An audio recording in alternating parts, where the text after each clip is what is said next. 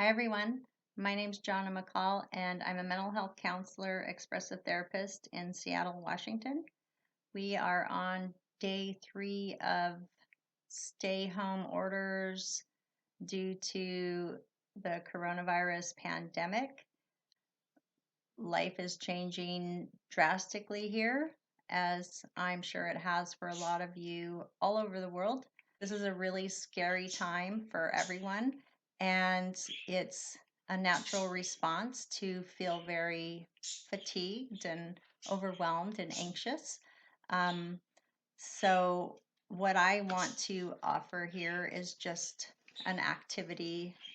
It's a directive I came up with to take big scary situations or events that are happening or have happened in one's life and to turn it into something that's much more digestible, and it's a way to help process these things, and to really explore how you're thinking and feeling about things, to also like look at different possible outcomes. um, So these are teeny tiny disaster comics, and that's what this one is. Oops, I think I showed you what happened at the end there. So the reason that I like doing these comics is because they're silly, and for me, they make me laugh. And laughter is really essential for coping with big events in one's life. Laughter helps release endorphins, which are our body's feel good chemicals. Laughter is really connecting with others. Laughter helps boost the immune system, and it helps relax the body. So, I don't mean to seem like I'm not taking things seriously right now, because I am, but I also am allowing for myself to have moments where I can laugh, and where I can like see the absurdity and humor in things, whether that's through watching a funny show or looking at memes or whatever it is. Like, um, go easy on yourself and allow yourself to have moments to laugh. So, with that being said, I'm going to show you the first disaster comic that I ever made, which was many years ago. You can probably hear my dog drinking water right now. Okay, good job. Okay, so here's here's this one. And this, to me, I didn't even realize it at the time, was just kind of, at the time, my general maybe snarky bad attitude in life, but also just, I think, was highlighting my ability to poke fun at myself, and poke fun at the fact that bad things do happen in life.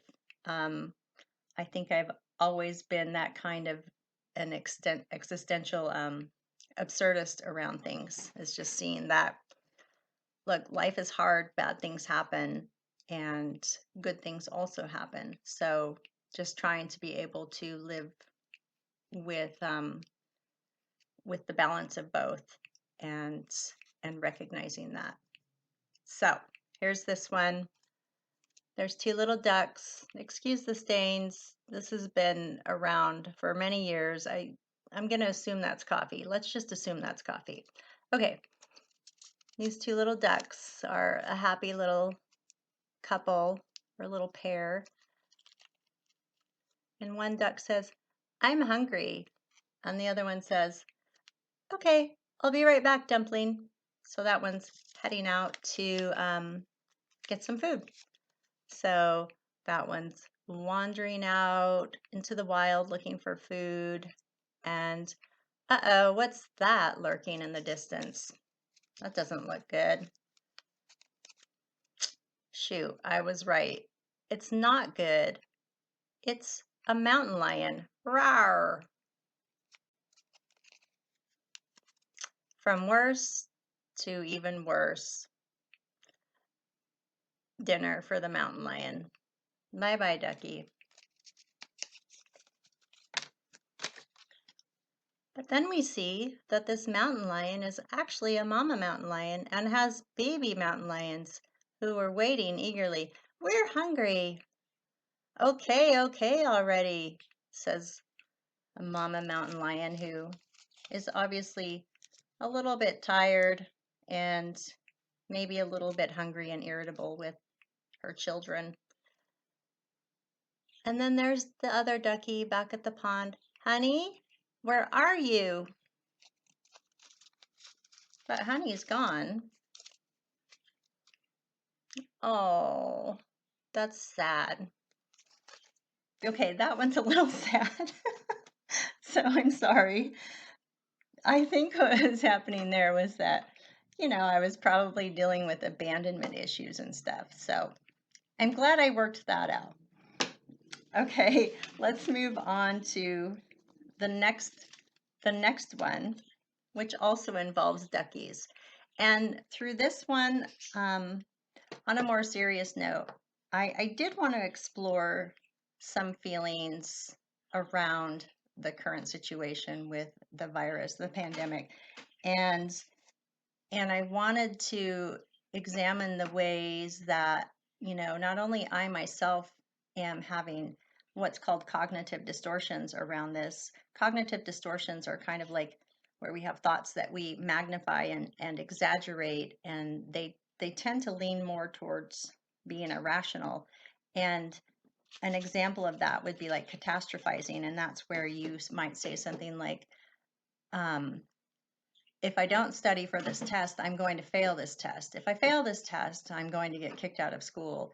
If I get kicked out of school, like, I'm never going to have a job, and worst case scenario. And so it's taking one thing and building on it and blowing it up until it's no longer the actual facts like that are right in front of you.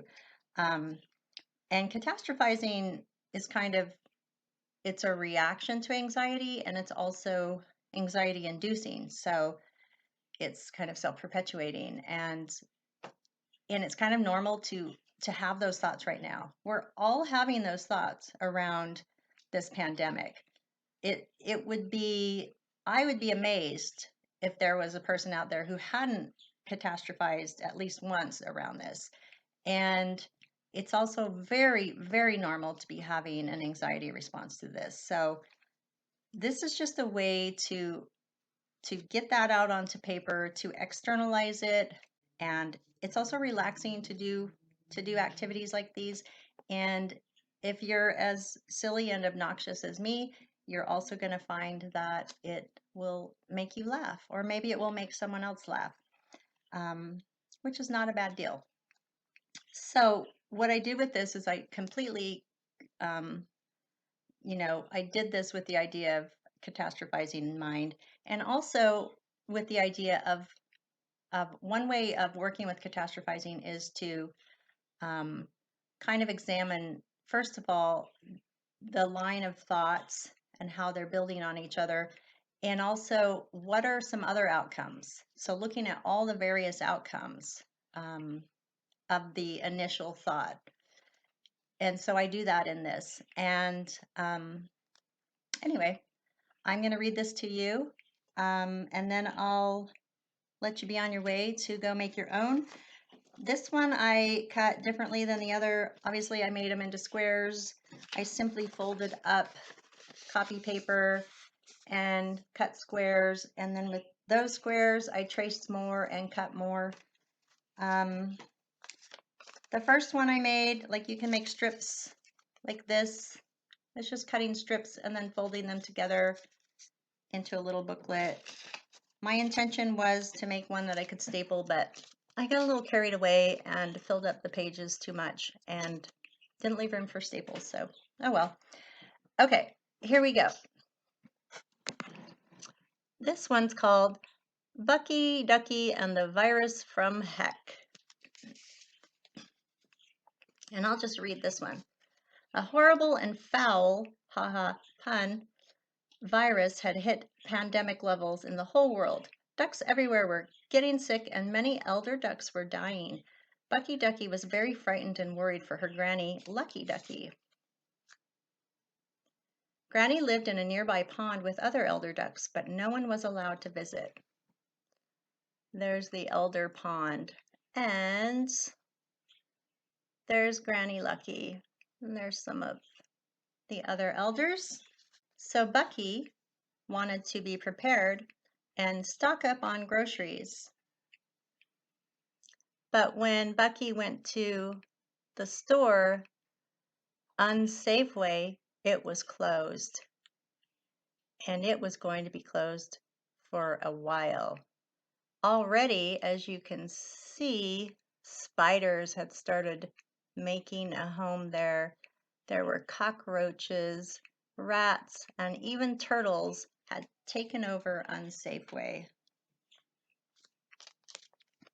Bucky was very anxious, so she texted her BFF Flucky, who lived in an apartment pond in another city.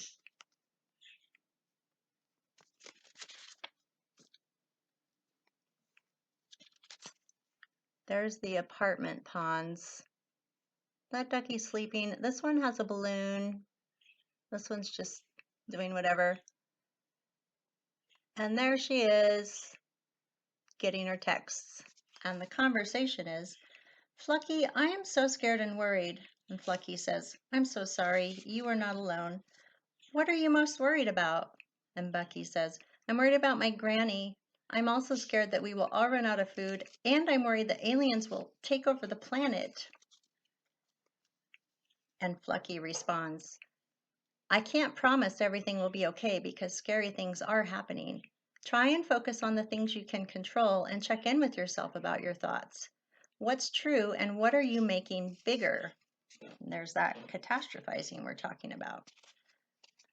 So Bucky took a minute to think about things and had a panic attack and breathed into a paper bag for 6 breaths, which helped to restore the pH level in her body. And then, when she was regulated, she had an idea. So she gathered up some seeds she had collected and ordered more online. And when they came in the mail, Bucky started planting a garden so that she could feed herself, her friends, and her granny. 2 months passed, and Bucky had an abundant garden with squash and cherry tomatoes. There's some kale, lavender, some more herbs, some stuff. I don't know what that stuff is.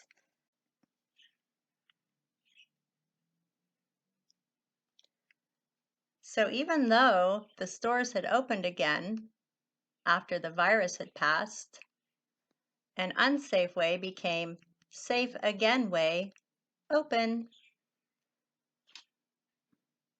And the cockroaches were sprayed dead, and the rats found better hiding places, and the turtles left. And even though the stores were open, Bucky still wanted to take some delicious goodies from her beautiful garden to Granny and all the elders at the pond. And Granny and the elders had done remarkably well and had survived the virus. It never even hit their pond, and there were new elders who had joined the community. But when Bucky got there to say hi to Granny Lucky,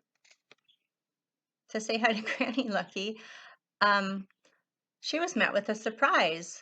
Granny Lucky had a friend.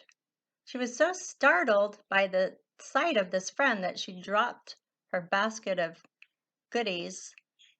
Granny, who is this? Hi, little Bucky. This is my new boyfriend. This is Schmucky.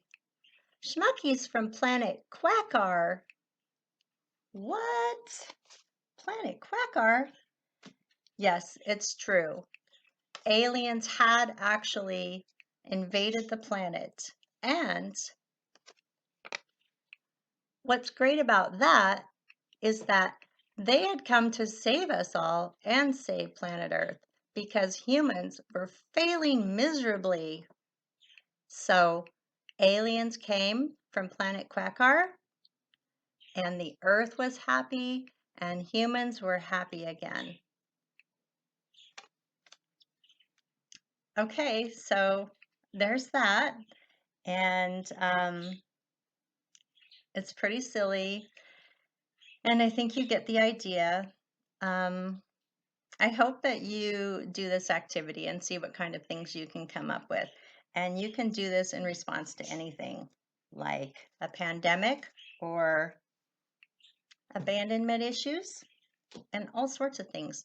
Or you can just make one for fun. Just make teeny tiny comics for no reason. It doesn't have to be about something, big and awful.